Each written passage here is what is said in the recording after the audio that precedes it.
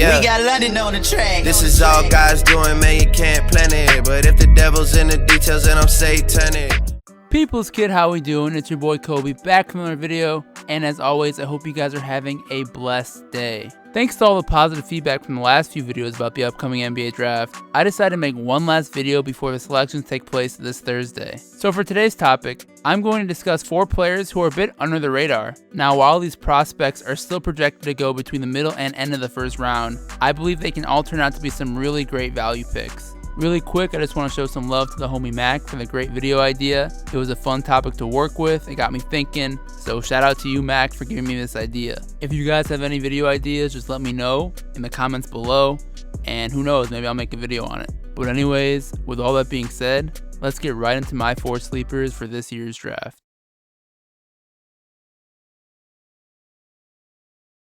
Number 4, Donovan Mitchell, University of Louisville. Starting with a player that has seen his stock steadily increase over the past couple weeks, so much that he might not even be a sleeper anymore. Louisville's Donovan Mitchell is a prospect that has garnered a lot of intrigue from NBA front offices for his potential to be a valuable defender who can guard either the 1 or the 2. Listed at a height of 6'3" and a wingspan at 6'10", Mitchell should have no trouble finding minutes for a team who is desperate for ball hawk guards to defend opponents. Although you might imagine a player of his profile to be a bit lanky, Mitchell is actually as built as they come and has already filled out his frame to a robust 227 pounds. Not only does his muscle help to resist being bullied against taller players, but it also creates an advantage in checking speedier point guards who might be thrown off by his strength. For any Celtic fans who routinely witnessed the triumphs of Marcus Smart this season, there is certainly a comparison to be made in discussion of defense. But of course, while I have framed Mitchell as a defensive prospect, the reason why he makes the list of a player with upside is because of what he also contributes offensively. Playing alongside fellow guard Quentin Snyder under head coach Rick Pitino, Mitchell averaged a team-leading 15.6 points per game, 4.9 rebounds per game, and 2.7 assists while primarily playing off the ball. And despite flourishing in this role that made him and Snyder one of the best backcourts in the ACC, and maybe even the country, I was surprisingly most impressed with his play during a 6-game stretch in which he was forced to play point guard because of a Snyder hip injury. Although certainly not the most natural playmaker, Mitchell looked pretty damn good running the offense for Pitino's club and averaged close to 20 a game during this period. For me, his comfort and ability to score in pick-and-roll situations as the main ball handler makes me think he has the chance to develop beyond his defense. With solid footwork and athleticism to create space to shoot, it will obviously come down to his shooting consistency and whether he can be a legit NBA scorer. If he does, watch out, and I think his ultimate upside could be a guy similar to an Eric Bledsoe if all goes right. But even if that doesn't happen, his likeliness to contribute defensively in the league makes him probably the safest pick out of all the guys on this list. Shout out to my guy 4Dimes at Comcast for putting Mitchell on my radar. Number 3, Jarrett Allen, University of Texas. Man, before getting into Allen, what the hell happened to athletics at UT this year? First, head football coach Charlie Strong gets fired for a 3rd straight losing season, and then the basketball program had their worst season in 34 years. Thank God for KD winning the title, because there really wasn't any other good news for Longhorn fans in 2017. But anyways, that's a video for another time. Getting back to Allen, despite a horrendous season for his team, Jarrett certainly lived up to his 5-star billing and was a bright spot for a team made up of mostly freshmen and sophomores. Currently projected to go in the middle of the first round, Allen averaged 13.4 points per game and 8.4 rebounds per game while shooting 57% from the field and swatting away 1.5 shots at contests. As you can imagine for a true freshman, Jarrett consistently improved as the season went on and began to dominate opponents once conference play in the Big 12 began. Quite frankly, the path to Allen's success as an NBA prospect starts with his fantastic measurables as a legitimate NBA center. With a near 7-foot frame and a ridiculous 7'6" wingspan, his sheer profile alone did the trick most nights in college, as he could simply bully his way into the paint for many of his buckets. Defensively, it's a no-brainer to think of his potential rim protection at the next level, but he actually was also pretty decent in defending when he was asked to come out of the paint. Even in unideal switches in the pick and roll, Jarrett showed he could manage limiting the damage, something I'm sure NBA GMs will love. Now, it's not all sunshine and roses when it comes to Allen's draft stock. 1. Although his rebounding numbers look pretty solid from a glance, there are times when he would easily give up position to players much smaller than him, a sign his lower body strength is not where it needs to be yet. Also, the overall question among scouts of his inconsistent effort and motor he displayed have definitely hurt his ambitions to be selected within the lottery. Personally, while I don't think you can teach the desire to be great, I don't know if it's fair to write off Allen's passion so quickly. As I briefly touched on this with Dennis Smith in my last video, it takes a special type of 18-year-old to not have his effort level impacted by playing on a bad team. Because even with subpar production from his teammates at the point guard position, Allen delivered good performances despite a raw offensive game.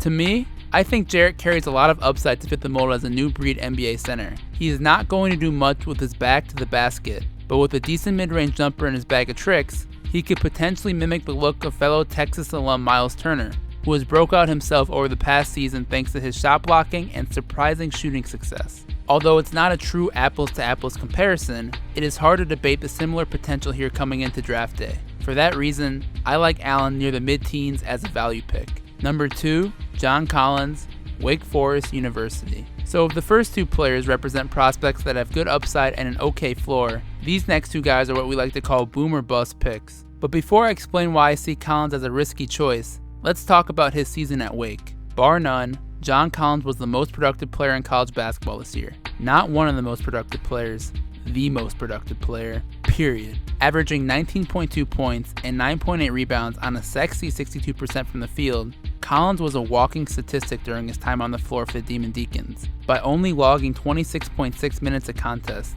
the gaudy numbers he put up in comparably limited reps to other stars gave him the highest PER in the nation at 35.9. Having said this, the first thing I will say about Collins as a prospect is that this guy has a non-stop motor. Whether it be sprinting the floor or causing havoc on the glass routinely, Collins never stopped playing hard during his time in Winston-Salem. And thanks to great athleticism and strength, he was truly able to dominate his opponents nightly. Offensively, Collins was a perfect option in the pick and roll, as he had a solid feel as to when to slip the screen and roll to the basket. This skill led to a lot of easy dunks and uncontested looks at point-blank range. There is no better example of this than his 31-point, 15-rebound performance against Duke, a game I got to witness firsthand. Apart from scoring opportunities in the pick and roll, Collins also showed an okay jumper and great touch in rising over the outstretched arms of the defense when matched against smaller defenders. Although he wasn't the greatest defender at Wake, it's hard for me not to see the similarities of Collins' domination to how Blake Griffin performed at Oklahoma 8 years ago.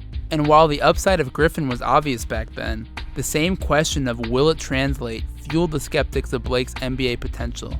Because that's the thing, it is one thing to routinely overpower big men at the college level, but it's an entirely different thing to do so in the pros. And that's the question we have to ask with Collins.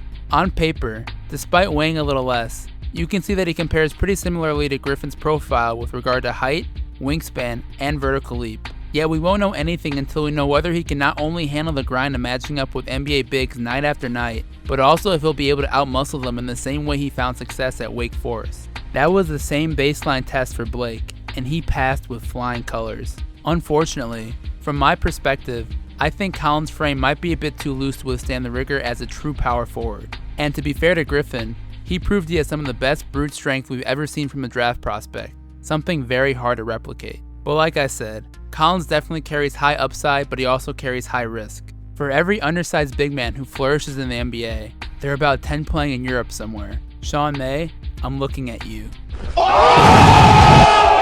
Number 1, Harry Giles, Duke University. Time for the player we've all been waiting for and the thumbnail of this video.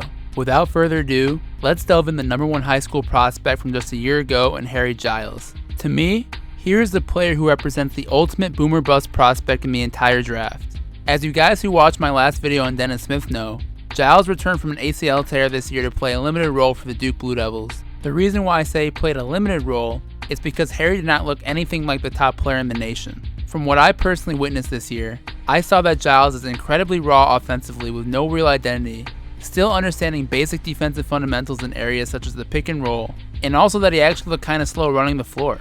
Yet with all those flaws and weaknesses exposed for the general public to see, he also showed small flashes of what made him a prospect praised to the caliber of Anthony Davis just 2 years ago. You see, Giles' ability to dominate at the high school level had nothing to do with his general skill set, but rather the combination of his length, explosiveness, and physical dominance. In other words, he was a freak athlete who happened to push being 7 feet in height. Due to his inactivity for almost 2 years of his teenage years, his basketball skill development has not yet caught up with his God-given athletic ability. Since he has spent so much of his time just rehabbing to return from injury, he hasn't had much opportunity to expand his game from the very raw product it was at even in high school. Thus, if we really think about it, it makes a lot of sense as to why Giles looked so undeveloped during his time in Durham. Technically, even though Harry turned 19 years old in April, you can make the case he's really only 17 in basketball development years because of the 2 years he lost due to his ACL injuries. And there lies why Giles is such an intriguing player in this year's draft. You'd be kidding yourself if you just went off the 3.9 points and 3.8 rebounds per game he averaged this year to understand the potential Harry carries. Rather, if you're an NBA GM deciding on whether to pick Giles, here's the steps I think you have to go through before drafting him. Number 1, you do your general evaluation of Harry like you would any other prospect to ensure he's a guy you would want in your locker room. After he passes that, which he will because he's a high character guy, you bring him in for a workout and make sure everything is as advertised from a physical profile. If it looks like he's the same athlete from where he was in high school, you move to the final step, which consists of asking yourself one single question. If this kid just gets 2 years of uninterrupted basketball development, just 2 years in which all he does every day is play basketball for hours, how much better can he get as an NBA player? Now, to be fair, this question assumes he will go injury-free during his time playing basketball for 2 years, and that is a huge assumption. Obviously, there's still clearly a major injury risk with Giles, so you would have to accept this fact selecting him. But I'm sure to other front offices who see Harry's upside, they are willing to take this risk because of the potential major return on investment. And that is why many people see him as the most volatile player in the draft.